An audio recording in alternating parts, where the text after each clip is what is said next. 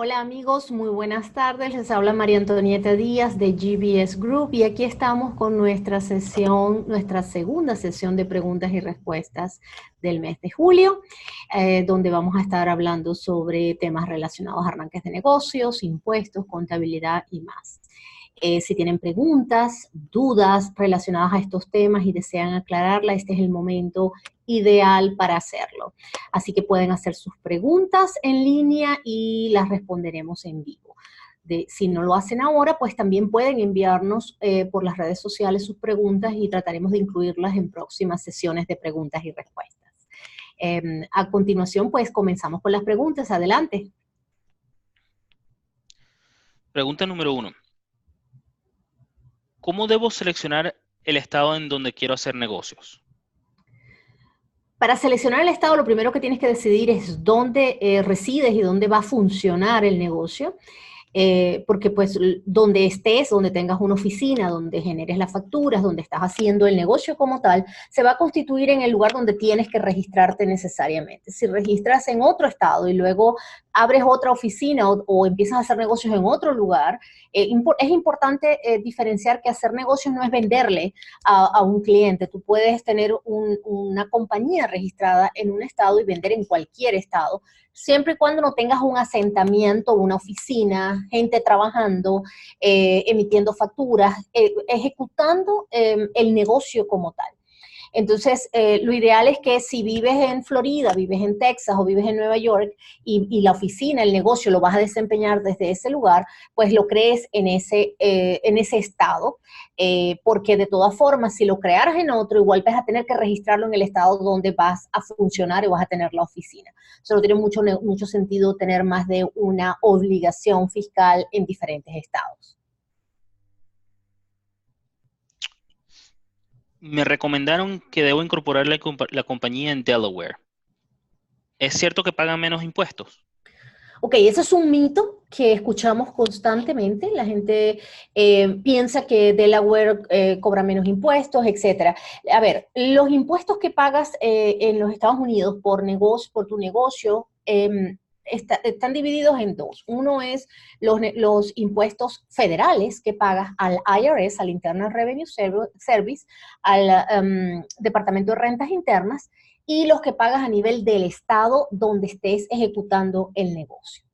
Eh, en cualquier estado donde tú no tengas operación, al igual que Delaware, no vas a tener que pagar impuestos porque los impuestos que cobran los estados es por las operaciones que realizas dentro del estado.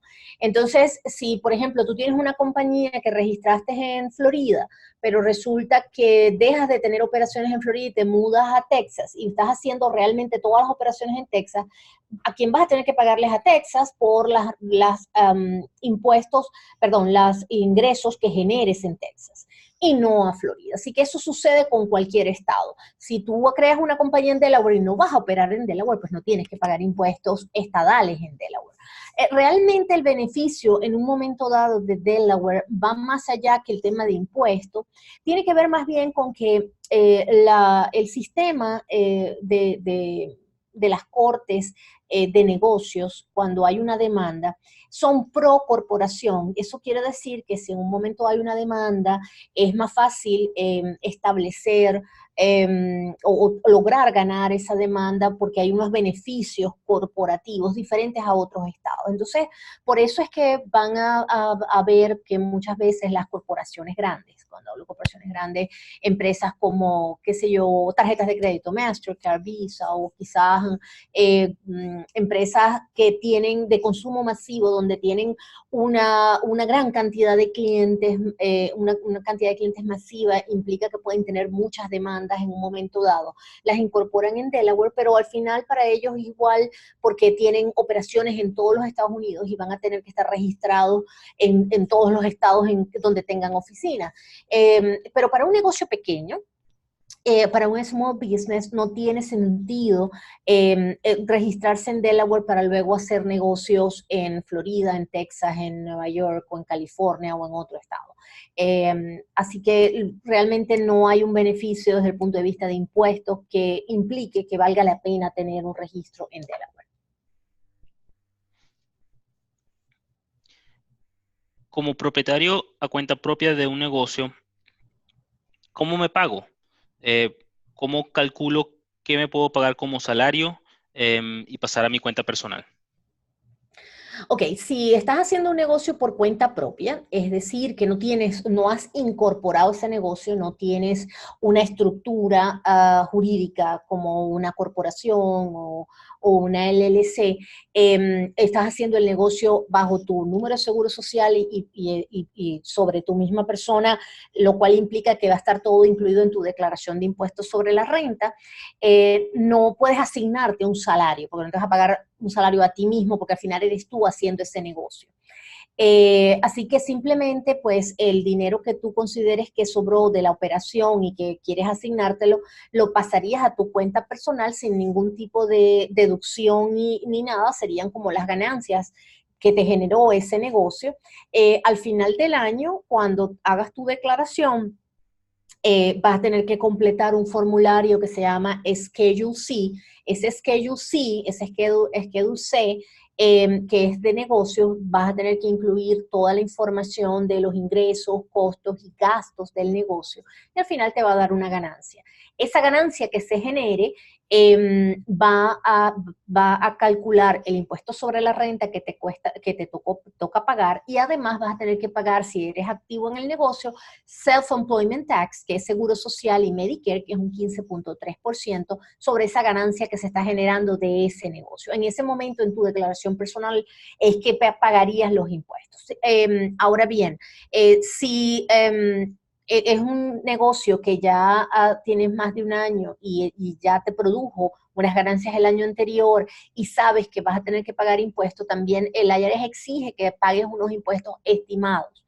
Así que es muy importante que te reúnas con tu contador o que nos llames para que puedas hacer las estimaciones de los impuestos trimestrales que deberías pagar anticipadamente, porque si no, si esperas al final del año hacer el cálculo definitivo, digamos, para pagar, vas a tener multas, intereses y penalidades por no haber pagado impuestos estimados. Así que la recomendación es que te sientes y verifiques el año anterior para poder calcular las estimaciones trimestrales para poder ir abonando al impuesto que te va a tocar al final del año, pero no tienes que hacer ningún cálculo de nómina como harías para un empleado.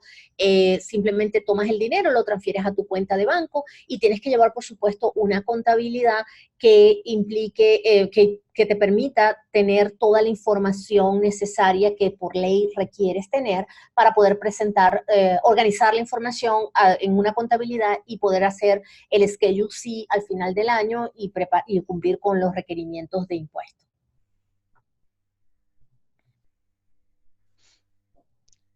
¿Por qué debo tener una LLC y no simplemente trabajar como un propietario por cuenta propia? Ok, cuando tú haces un negocio por cuenta propia, es decir, no tienes ninguna organización, tú vas con los riesgos en el negocio con todo lo que tienes. Es decir, eres tú haciendo negocios por cuenta propia y eso implica que no estás cubierto de ningún riesgo. Es decir, que si hay una demanda por el negocio, por algún problema que surgió con el negocio, te van a demandar a ti a título personal con todos los bienes y los activos que tengas. Cuando tú tienes una LLC y el negocio lo estás haciendo a través de esa LLC, básicamente lo que tienes es como una muralla de contención, digamos, porque la demanda de ese negocio iría contra la compañía, que es un ente jurídico diferente a ti como individuo, y demandarían a la compañía y tú vas a ser responsable como accionista hasta por el monto que hayas invertido en el negocio, lo cual quiere decir que dentro de esa LLC estás conteniendo riesgos que tienen que ver con el negocio. Entonces, muchas veces los negocios comienzan a título personal, pero conforme van creciendo y van aumentando los riesgos, empiezas a contratar empleados, etcétera.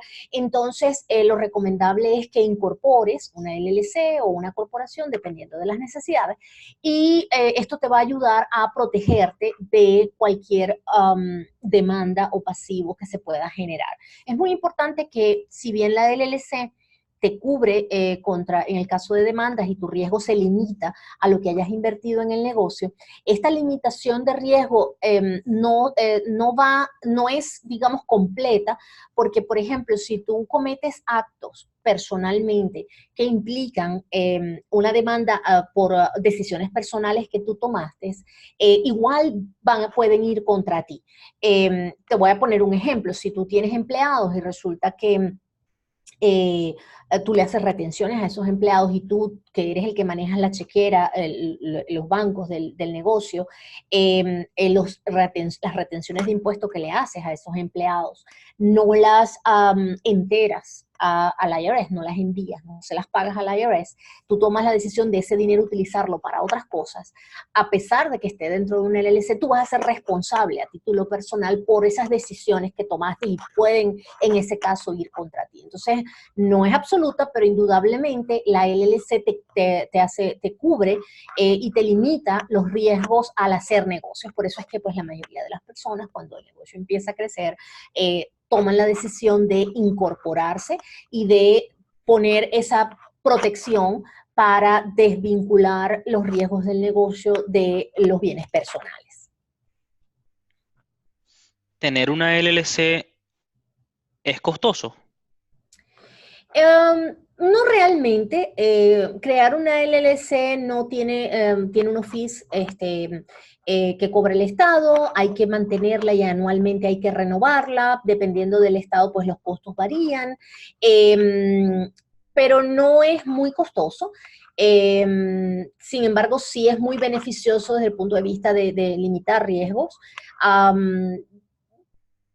realidad es que en mi opinión, siempre es mejor hacer negocios con una estructura que hacerlo a título personal. Los riesgos envueltos en negocios siempre pueden, uno nunca sabe por dónde pueden afectarnos, así que lo mejor siempre es tener una estructura. Una LLC es una estructura económica, que si es una LLC de un solo dueño, pues va a ser declarada en la declaración personal del dueño, así que no ni siquiera, digamos, tiene costos adicionales desde el punto de vista de preparar una declaración aparte. Si hay más de un socio, o sea, que es un partnership, entonces sí, pues tiene que hacer una declaración y van a haber costos de preparar esa declaración para esa entidad. Pero no tiene por qué ser muy costoso tener una LLC. Sin embargo, sí te da muchos beneficios. Yo siempre recomiendo, si tienes un negocio muy pequeño y vas a vender muy poco, puedes quizás el primer año o mientras el negocio no termina de arrancar, mantenerte haciéndolo a título personal, pero en cuanto ya empiezas a crecer o tienes que contratar empleados, lo ideal es que te incorpores y hagas una LLC y arranques a hacer el negocio con una estructura jurídica que te cubra y te proteja.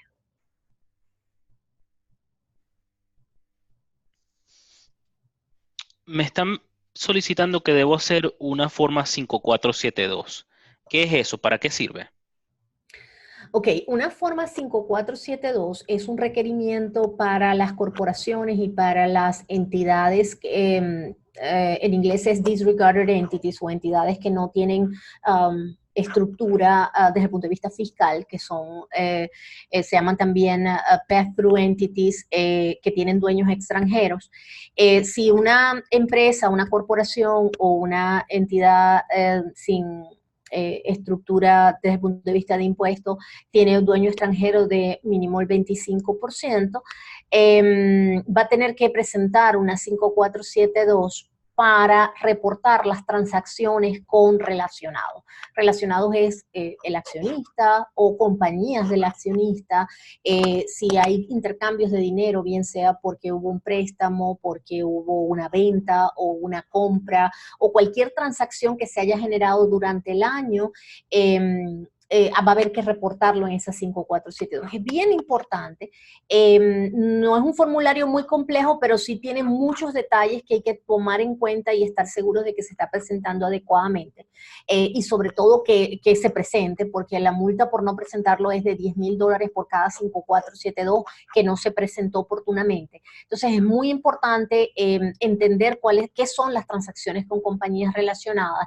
Es importante entender cómo se define definen desde el punto de vista de impuesto las relaciones para determinar si es una transacción con un relacionado, sea compañía o individuo, sea extranjero o sea local, o residente americano. Entonces, si usted tiene una compañía el dueño, ahí tiene dueños mínimo en un 25% extranjero, tiene la potencial obligación de presentar una 5472 si tiene transacciones con relacionadas, así que les recomiendo consultar a un contador que tenga experiencia en el tema internacional y que esté relacionado y vinculado, porque puede generarle costosísimas multas no presentar estas 5472. Con muchísimo gusto, pues podemos apoyarlo. Tenemos mucha experiencia manejándolo, porque pues tenemos una gran cantidad de compañías que sus dueños son extranjeros y nos hemos paseado por todas estas cosas y adicionalmente ya tiene multas que le colocaron por no haber presentado 5472. También podemos ayudarlos a tratar de manejar y ver cómo reducir esas multas, así que con mucho gusto pueden llamarnos y podemos ayudarlos. Recibí una carta del IRS. ¿Qué hago? Bueno, lo primero es tratar de entender de qué se trata la carta. Ellos tienen normalmente en la carta una identificación y luego una descripción de por qué están enviándole esa carta. Hay correspondencias que simplemente no necesita tomar ninguna acción posterior porque son informativas o son de advertencia de algún tipo de cosas que no requiere, si no califican, no tiene que ejecutar nada, pero otras que pues tienen que ver con acciones que usted tiene que tomar. Muchas tienen límites de tiempo para poder responderlas, entonces es muy importante que usted la lea detenidamente o se acerque a alguien que se la pueda leer e interpretar y decirle qué debe hacer. Normalmente su contador puede ayudarlo a contestar. Con mucho gusto nosotros también podemos ayudarles a ver si tiene algo que hacer o no se requiere hacer nada. Pero sí es muy importante que no la guarde sin entender qué es lo que dice, porque puede tener consecuencias o cosas que ha tenido que ejecutar en un tiempo determinado y puede acarrearle mayores problemas. Entonces, no pase por alto las correspondencias. Entienda lo que dice, si la entendió y no tiene nada que hacer, bien, perfecto, pero si tiene que tomar acciones, pues tómela. Las cosas con el tema del IRS, el Internal Revenue Service, del Departamento de Rentas Internas, normalmente pues tienen consecuencias importantes. Cuando hablo de consecuencias estamos hablando económicas muchas veces, la mayoría de las veces, y con el tiempo se van poniendo más complicadas de lograr negociar con ellos, más complicadas porque tiene mayores multas o mayores intereses. Entonces la recomendación es trate de atajar cualquier inconveniente, cualquier problema que tenga con el IRS para resolverlo y lograr tener herramientas para negociar en un momento dado. ¿Alguna otra pregunta? Sí, tenemos una más. He recibido llamadas del IRS recientemente o una persona que me dice que debo plata al IRS. ¿Qué debo hacer con eso? Ok, muy importante, el IRS nunca llama por teléfono. En algunas ocasiones llaman los departamentos de rentas internas estadales, pero en el caso del IRS, nunca. El Departamento de Rentas Internas Federal no llama por teléfono para cobrar. Así que si lo están llamando, seguramente es un scam, es un fraude, están tratando de sacar dinero. Nunca de información ni de su cuenta bancaria, ni de su número de seguro social, ni ninguna información personal a ninguna persona que lo llame amenazándolo o diciéndole que el IRS que le debe dinero, que lo van a meter preso, que lo van a ir a buscar. Eso no existe. Si usted tiene una deuda con el IRS o tiene algún punto que resolver con el IRS, va a recibir una carta, una correspondencia en papel por el correo y donde le van a explicar de qué se trata, lo que tiene que hacer, y ahí va a tener un teléfono donde tiene que comunicarse y una persona de contacto. Así que no escuche esas llamadas que hacen. Yo he recibido llamadas más de una vez amenazándome de que están a punto de hacerme una demanda y que van a buscarme y todas son mentiras, así que no, digamos, no caiga en eso porque estos fraudes lo que están buscando es sacarle dinero, así que jamás el IRS llama por teléfono para cobrarle, siempre lo hace por escrito, va a recibir una carta en la residencia suya o su negocio. Eso termina las preguntas que tenemos para el día de hoy. Tenemos nuestro próximo webinar el 24 de julio, que es sobre errores comunes en flujo de caja para pequeños y medianos empresarios. Excelente. Bueno, muchísimas gracias a todos por acompañarnos y los esperamos en nuestro próximo webinar y nuestras próximas sesiones de preguntas y respuestas. Como siempre, pueden seguirnos en nuestras redes sociales y enviarnos preguntas, dudas que tengan y con mucho gusto las incorporaremos en nuestras próximas sesiones. Que tengan una feliz tarde. Gracias.